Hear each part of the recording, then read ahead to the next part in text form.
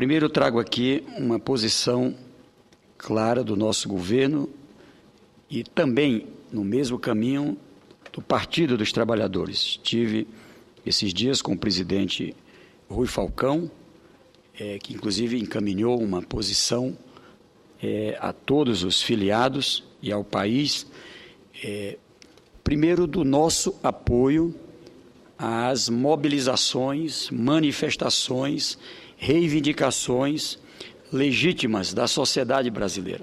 Até pela história do nosso partido, pode até parecer repetitivo, mas é exatamente isso que queremos reafirmar. Segundo, as manifestações, embora com uma pauta muito grande, com muitos pontos, mas compreendendo que ainda assim ela é muito importante, porque são muitos os problemas. Eu acho que há um certo desejo silencioso que agora explode, vem às ruas, e eu confesso que esses dias, senador Paulo Paim, lembrei-me muito, da minha juventude. Naquele tempo um ambiente muito diferente, era regime militar, onde praticamente sair de casa para ir a um movimento como esse, havia um risco de ser sequestrado, de ser assassinado, enfim, naquela fase, mas hoje vivemos, e quero dizer do orgulho que tenho, também não sozinho, mas também do nosso partido, e eu tenho orgulho da história que vivi nele e ter contribuído para chegarmos a essa situação em que temos hoje de um país com democracia, um país com direito de manifestação, de liberdade de imprensa, de partidos organizados, e quero aqui ressaltar que não há democracia sem organização partidária. Podemos ter os defeitos, podemos ter práticas, inclusive, de corrupção, de crimes, e isso nós cobramos, tem que ser tratado, seja do meu partido, seja de qual partido for, mas não há em democracia, em países democráticos, a não ser, mesmo em alguns reinados, tá certo? E apenas, muitas vezes, em ditadura, uma representação que não seja democrática se não for legitimada pelo povo. No nosso país, pelo voto livre de todos com mais de 16 anos, incluindo, com mais de 65, incluindo analfabetos, que foi temas de debate. Segundo, também sim, das organizações sociais, que também defendemos, uma pilastra da democracia, as organizações sociais. E aqui eu quero dizer que me somar a tantas vozes que já ouvi aqui hoje, já ouvi na semana passada, da necessidade de que esse Congresso Nacional, esse Senado, de forma mais específica, de que a gente precisa ter uma reunião da mesa do Colégio de Líderes para podermos tratar também daquilo que é responsabilidade nossa. Já a semana passada dialogávamos com o senador Renan e ele manifestava que por esta semana estaria tratando com os líderes para que a gente possa combinar a nossa pauta com as vozes, senadora Ana Amélia, senador Randolfo, vinda das ruas. Quero, enfim, dizer aqui, antes de passar ao senador Randolfo, da importância de termos, nesse instante, o Poder Executivo também fazendo a sua parte. A presidenta não só se colocou para a nação, colocando as suas prioridades, esclarecendo, por exemplo, sobre temas como esse, relacionado à Copa, que, na verdade, dos estádios são investimentos privados, colocando-se em relação ao seu compromisso com a educação. E aqui eu trago, senador Paim, agora há pouco a presidenta faz um pronunciamento também, recebendo prefeitos, recebendo líderes dos movimentos sociais, recebendo governadores, do compromisso com a austeridade fiscal. O que isso tem a ver? Tem a ver exatamente com o momento do Brasil mundial, com o desejo de crescimento. A classe média alta, especialmente, cobra nas manifestações a necessidade de crescimento da renda, a necessidade de atendimento em políticas como a área da saúde e a educação, e aqui a presidenta também se apresenta, inclusive, sobre esses dois temas. O compromisso, sim, de mais recursos para a educação, inclusive temos aqui que votar o Plano Nacional da Educação, temos que dar conta de uma pauta que o Brasil quer e acho que o PNE é o principal instrumento nesse instante. Na saúde, ela esclarece, e é importante reafirmar aqui, na área da saúde, de um lado, o compromisso com a melhoria da qualidade e trata de um tema específico para não ter dúvida. O compromisso dela é de garantir, com os estudos que já tem, onde é que falta médico nesse instante no Brasil. A partir daí, abrir para a contratação, inclusive direta pelo governo federal, garantindo não só uma remuneração adequada, condições de trabalho, etc., mas apenas após a oportunidade a todos os profissionais de saúde, os médicos do Brasil, onde não tiver nenhum se apresentando, aí ela mantém sim um compromisso, não é, de buscar em qualquer lugar do mundo para suprir necessidades vitais do nosso povo, ou seja, não é tomando espaço dos nossos médicos. Ao mesmo tempo, ampliando residência, ampliando formação, dando oportunidades com bolsas, enfim, para que se possa ter as qualificações necessárias. O outro, e é por isso, e não é menos importante, mas eu deixei aqui por último outros dois. O de cuidar da área da mobilidade urbana foi o tema tratado especialmente com prefeitos e governadores na organização de um pacto pela mobilidade urbana, onde o governo federal se dispôs a colocar, não é, nessa parceria 50 bilhões de reais, onde o tema do transporte, tratado com as entidades sociais também, é o tema central. É visto hoje, tanto no Distrito Federal, como em São Paulo, como na minha Teresina, como nas médias e grandes cidades especialmente, um sentimento de que tem o cidadão, não é, de sair de casa, de ônibus ou de metrô, ou de carro, ou fazendo integração, e há dificuldades para chegar ao trabalho, o custo, muitas vezes, a qualidade, e foi isso que foi tratado hoje com a presidenta. E, por último, como eu disse, ela apresentando ao país, não é, a proposta de um plebiscito constituinte, ou seja, garantir um debate com a sociedade, até porque normalmente, de um lado tem o tema da corrupção, e há uma compreensão que nós temos sim uma crise, tá certo, da política nesse país e precisa encontrar um caminho.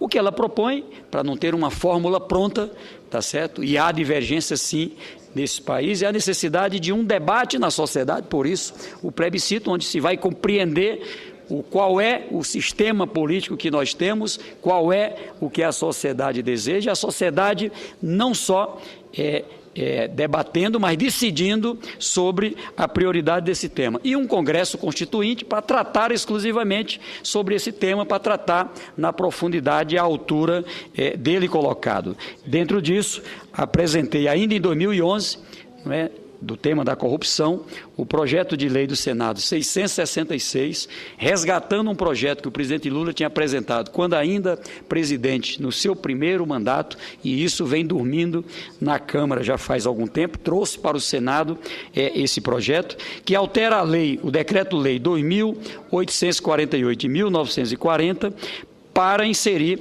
a forma qualificada dos crimes de peculato, concussão, corrupção passiva e corrupção ativa, o que se caracterizará quando a conduta destes crimes for cometida por membros dos poderes, judiciário, legislativo, em todos os níveis e faixa, do presidente da República, não é,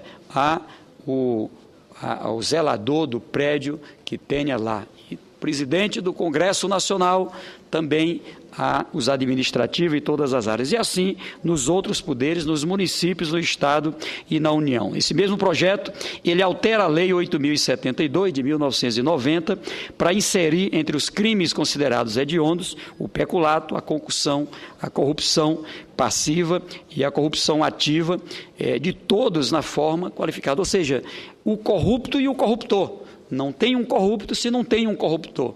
E a nossa legislação precisa tratar de forma muito especial sobre isso. E altera a Lei 7.960, de 89, aliás, a 8.072 de 1990, para incluir entre os crimes em que é cabível prisão temporária o peculato, a concussão, a corrupção passiva e a corrupção ativa. Eu cito esse projeto para dizer que, como o senador Paim acaba de citar aqui, outros senadores, o Pedro Táxi, enfim. Então, é por isso que eu acho que é importante termos, sim, a pauta do Congresso. Qual é a pauta que temos para essa área, a resposta dessa área da corrupção? Tratarmos na área da educação, na área da saúde, na área da mobilidade urbana e do transporte, na área relacionada à segurança, enfim, aos temas que a voz do povo estar aí a nos chamar a atenção. Ouço com o maior prazer, senador Randolph. Um minutinho, senador Randolph.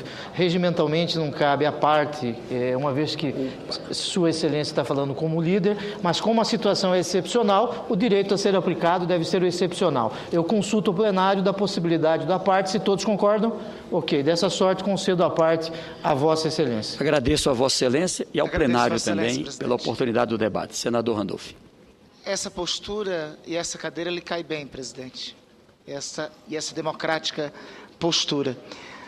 Senador Wellington Dias, ouvi ainda há pouco o pronunciamento da Presidente da República e antes do pronunciamento tinha feito à imprensa uma declaração baseado no pronunciamento dela de sexta-feira em cadeia de rádio e televisão. Confesso que o pronunciamento de sexta-feira, para mim, era, no meu entender, a tônica de Maria Antonieta. Era brioches quando o povo pedia pão. Não é o pronunciamento que eu ouvi, não é a realidade do que eu ouvi ainda há pouco na televisão. O pronunciamento de ainda há pouco é um pronunciamento mais contundente e, no meu entender, mais à altura da gravíssima crise que o Brasil vive. A presidente, Vossa Excelência, repercute nesse momento na tribuna do Senado 5 temas gravíssimos que não correspondem, é verdade, que ainda não correspondem à totalidade dos temas que vêm das ruas. Responsabilidade fiscal, reforma política, saúde, educação e transporte público. Não foi abordado educação, mas é importante aqui dialogarmos sobre esses 5 temas propostos. A educação foi tratada. Não, perfeito. Mas esses 5 repercutidos em especial pela imprensa. Sobre a responsabilidade fiscal, temos as nossas controvérsias. Por exemplo, acho que o tema da taxa de juros não pode ser tratado a partir do viés da ditadura do mercado. Não vou entrar, vamos então tratar do que pode nos unir e não nos dissensos. Me simpatiza o tema da reforma política. E eu gostaria, senhor presidente e senador Wellington, líder do Partido dos Trabalhadores, líder do Bloco de Apoio ao Governo, gostaria desse tema da reforma política, gostaria concretamente que passasse para o gesto, da intenção para o gesto. Gostaria de ouvir da Presidente da República, inclusive, que ainda há pouco, na mensagem dela, gostaria de ter ouvido o seguinte: estou encaminhando mensagem ao Congresso Nacional solicitando a realização de um plebiscito para que seja deliberado a convocação de uma Assembleia Nacional Constituinte para a realização de uma Assembleia Nacional Constituinte exclusiva para realização de uma reforma política. Eu vou mais além, senador Wellington. Uma Assembleia Nacional Constituinte exclusiva, sem o direito de candidatura dos atuais congressistas. Ou melhor, se algum dos atuais congressistas quiser se candidatar, que renuncie aos seus postos, que hoje estão exercendo, e se candidate para essa Assembleia Nacional Constituinte exclusiva, para mudar as instituições políticas hoje vigentes. Me parece que é esta atitude à altura do momento grave que as instituições políticas do Brasil exigem. Então, senador Wellington, eu quero me colocar. Não consultei o meu partido, mas creio que o meu partido concordará em que uma atitude dessa natureza contará com o nosso apoio. A Presidente da República liderando um processo como este, de convocação de uma Assembleia Nacional Constituinte exclusiva, com constituintes que não se confundam com as instituições políticas hoje existentes e com os políticos hoje existentes, terá com certeza o apoio não somente nosso, como o apoio de toda a sociedade brasileira. Vejo também, senhor presidente e senador Wellington, com simpatia a proposta de declarar a corrupção crime hediondo. Tem várias propostas tramitando no Congresso nesse sentido, e eu cito somente uma, do senador Pedro Táxi, que tem defendido efusivamente essa proposta. Esta tem que ser, de preferência, para ontem. Como diz a ansiedade dos jovens, na minha geração, nós dizíamos, esse é um tipo de proposta para ontem, de preferência antes do meio-dia. Essas duas propostas, que nós possamos dar exemplo de imediato. A presidente da República acabou de anunciar essas duas propostas em cadeia de rádio e televisão. O líder, eu me permita dizer, do maior partido do Brasil nesse momento, está falando dessas propostas agora da tribuna do Senado.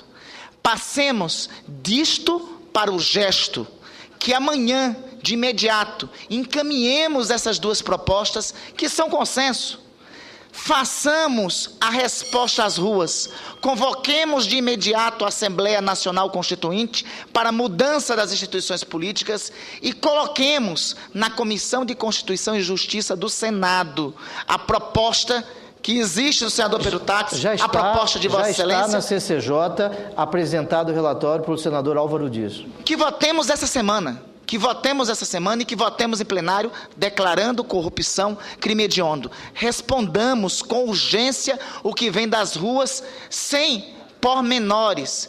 É chegado o momento para isso, a partir da disposição da Presidente da República. Por fim, senhor presidente, senhor senador Wellington Dias, senhor presidente, duas questões que eu considero fundamental, dialogando com isso, votarmos os 10% da Receita Bruta da União para a saúde pública e votarmos a proposta de emenda constitucional número 90 da deputada Luísa Erundina, ou reapresentarmos aqui no Senado, proposta essa.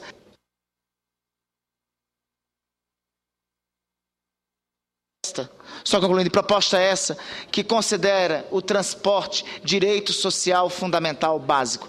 Estas respostas me parecem fundamentais e dialogam com o que foi dito pela Presidente da República, mas mais importante, dialogam com o que vem das ruas.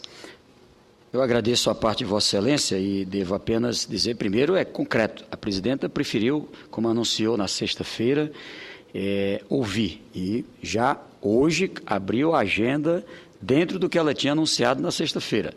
Ouvir os prefeitos, ouvir os movimentos sociais, ouvir governadores, dialogar com o Congresso e, sim, a resposta concreta para o Congresso é essa, de encaminhar mesmo uma proposta. Claro, nós vamos ter aqui que dar a palavra final. É o Congresso Nacional que dá a palavra final por uma iniciativa como essa do Executivo. E sobre a reivindicação do Movimento Passe Livre, hoje saiu uma nota também deles, já sinalizando da audiência, também defendendo nesses termos. Ouço com o maior prazer o senador Cristóvão e, em seguida, o senador Paulo Paim. Senador Wellington, eu não vou discutir o pronunciamento, eu vou discutir os pontos.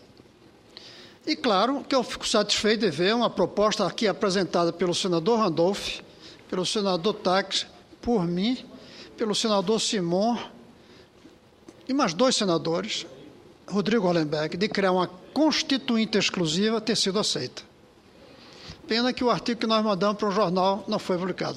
Aliás, senador Táxi... Mas eu citei aqui, senador, inclusive, que há, sim, já esse anseio de parlamentares do Senado e também na Câmara. Aliás, jornais ficaram superados. Agora ou você põe na internet ou não vale a pena esperar. Pois bem, claro que eu acho positivo, mas ela já podia estar mandando. O povo está querendo coisa urgente, devagar. Segundo, pacto. Senador Wellington, pacto é uma coisa muito antiga. Parece mais um PAC. É como se o governo quisesse se apropriar dos movimentos para dizer que vai ter mais um PAC. O PAC da Revolução de Junho de 2013. E pacto, hoje... Essa minada não acredita em pacto seu, meu, do Randolph, do Táxi, dos governadores. Quem está na rua não acredita em pacto entre governadores, entre senadores. Não acredita. Não é hora de pacto, é hora de uma ação concreta. E aí a gente não vê ação. Porque as propostas, se o senhor olhar, elas são antigas, tirando essa da Constituinte, que mesmo assim é antiga, porque já tem uma do senador Miro Teixeira, que fala nisso de anos já. Agora, veja bem, 100% dos royalties do petróleo, a revolução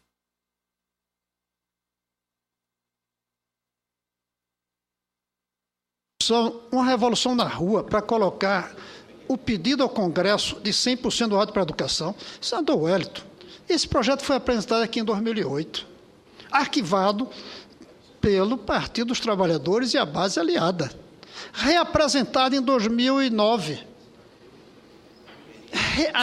reapresentado em 2011, está aí correndo, não tem nada de novo, está pronto. Então, não é isso que vai fazer a diferença. Mobilidade urbana, ótimo que a gente quer, mas é um projeto antigo do governo. Não é um projeto novo. Médicos estrangeiros, que eu apoio.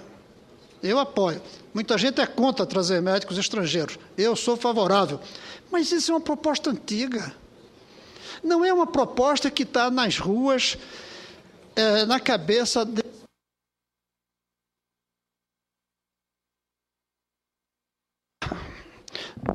Não, essa não é uma proposta que está na cabeça dos meninos que estão por aí caminhando. O plebiscito, claro que nós próprios, na nossa proposta, é que haveria um plebiscito depois da elaborada. Mas o plebiscito só vem depois da elaboração da proposta. Ficou, inclusive, confuso. Vai-se fazer um plebiscito para fazer a reforma política. Não existe isso. Plebiscito, você vota sim ou não, depois de elaborada uma proposta que chegue. E, finalmente, eu quero dizer que, se quisesse fazer um pacto, hoje, que a meninada gostaria, seria dizendo que vai fazer uma CPI para saber onde é que está sendo gasto o dinheiro da Copa.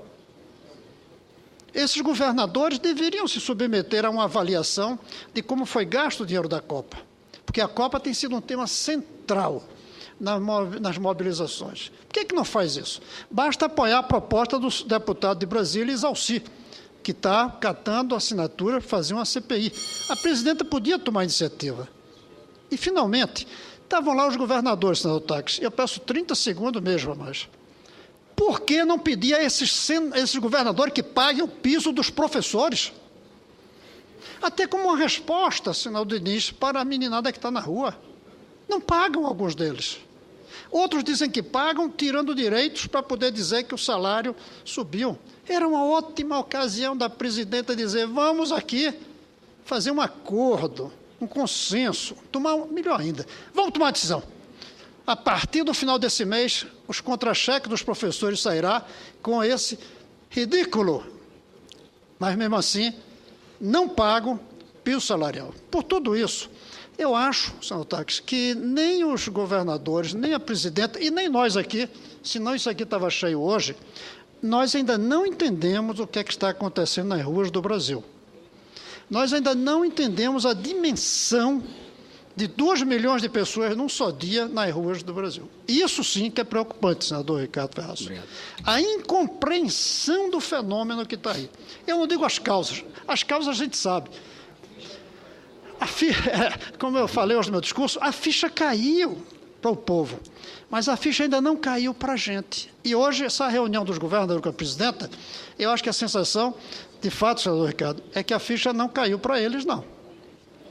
Ainda não caiu a ficha. É algo muito mais grave, muito mais dramático, muito mais exigente e muito mais urgente do que essas palavras que a presidenta apresentou hoje. Senador Wellington.